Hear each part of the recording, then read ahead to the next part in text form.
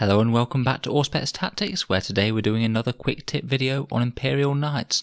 We're just going to have a quick chat about Knight Lances and the different ways that you can add an Imperial Knight to your army in Warhammer 40k, and the different benefits and drawbacks of each way.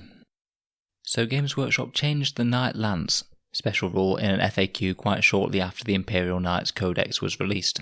In the book it's printed that you only get any command points for a Knight Lance if you've contained at least 3 Questor or Dominus pattern Knights in the detachment, and they've changed this quite a lot in the FAQ. They've said that if you take a super heavy detachment with 3 Imperial Knights, if at least 3 of them have the Titanic keyword, then you actually get 6 command points for that detachment. If at least one of them has the Titanic keyword, so you could have, say, a Questoris Knight and 2 Armigers, for example, then you'd get 3 command points for it, and if it only contains Armigers, then you don't get any command points at all. I think that this was quite a sensible change, as it allows armies that are almost pure Imperial Knights to actually still gain some command points, whereas otherwise it really incentivized taking Knights alongside, say, a battalion or brigade of allies, just so you had enough command points to use all of the cool stratagems that Imperial Knights have. Furthermore, if you do take the Knights in a Knight Lance such as this, then you get to choose one of the Knights and it gains the character keyword. This is often just a little bit redundant, as you'll often be buying in relics and warlord traits with the stratagems, and whenever you buy a relic or a warlord trait for a Knight, then it gains the character keyword as well. But this does have some uses. You could say nominate one of your Armigers to be a character, so to gain the option to heroically intervene, which is quite a powerful rule when it comes to Imperial Knights. The other main incentive to take a full super heavy detachment with 3 Lords of War is that you'll get access to the household traditions, which can be really quite powerful when applied to the Knights. For example, if you're House Tyrannus and you want that 6-up Feel No Pain type save, you'd have to include your Knights in a super heavy detachment as opposed to a super heavy auxiliary detachment if you still want the benefit of that 6+ Feel No Pain. The other decision that you can make is whether you want your household lance to be a Questor Imperialis or Questor Mechanicus Knight House, and these do come with some significant benefits and costs. The Questor Mechanicus houses will gain access to that all-important Machine Spirit Resurgence stratagem, which will allow them to operate on their top bracket profile for 1 command point even when they're heavily damaged, and this is a real bonus to Imperial Knights. Questor Imperialis does have its upsides though. You get access to the Valiant Last Stand stratagem to fight when you die for 2 command points, which is very helpful, and the Sally Forth stratagem to allow a knight to outflank. There are also a fair few relics that are tied to either Questor Imperialis or Questor Mechanicus class knights, most notably Traitor's Pyre, the boosted Valiant Massive Flamer, is Questor Imperialis only, and that can make you really want to take a Valiant in a Questor Imperialis detachment. Whereas Call's Wrath, the enormous plasma decimator that you find on the Knight Castellan, that's Questor Mechanicus only. So it can be a very good reason for you to want to take a Castellan as a Questor Mechanicus Knight. If you're looking to just field 1 Knight in addition to your other Imperial armies, then you have the option of the super heavy auxiliary detachment.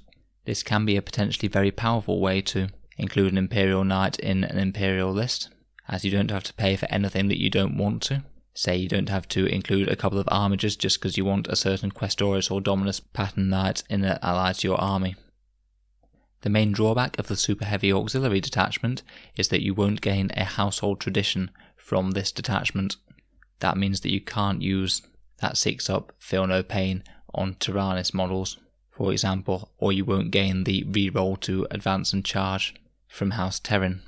On the other hand, it does let you use essentially anything else. You can still nominate your knights to be House Tyrannus even when it's a super heavy auxiliary detachment, and this will let you buy in their special relic, which is a really big melter gun, and you can still use their stratagem, which is called Our Darkest Hour, and for 3 command points you can have an attempt at getting that knight back up. From the way that the stratagems section in the book is worded, stratagems are accessible by any Imperial Knights detachment, and they don't make any exception to the super heavy auxiliary detachment, so you can still use stratagems as per normal. The final thing that we can talk about are free blades. You can include a free blade either as the super heavy auxiliary detachment knight, or they can take one of the places of the super heavy auxiliary detachment knights. But if you make a knight a free blade, then it doesn't gain access to the household tradition that the other knights in the detachment will get. So again, say if you had a House Tyrannus detachment, then that free blade wouldn't get that 6-up feel no pain save. The free blade keyword replaces the household keyword, so this also means that you can't use any household specific stratagems on that free blade, but they can still be either Questor Imperialis or Questor Mechanicus for any of the advantages that they give.